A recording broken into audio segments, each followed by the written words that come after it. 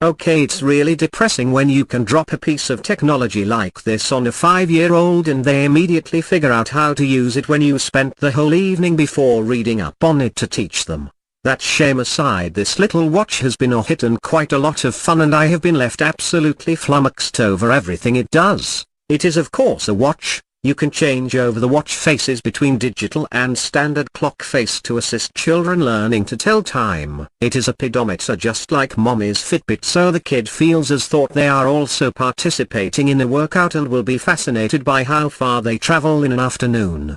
The watch has a couple of games and of course you can download more, as there is 256 megabytes of internal memory. Foremost, the watch is a two-way camera, with a lens on the edge to photograph around you and a lens on the face for selfies. The cameras shoot still photos and videos and are equipped with the same extras as Snapchat, including a voice changer, and photo effects, frames, filters, etc. Basically it does everything a smartphone does, with the exception that it does not have internet access or a GPS. But it does include a USB adapter to games can be downloaded and photos and videos can be uploaded and shared to a computer.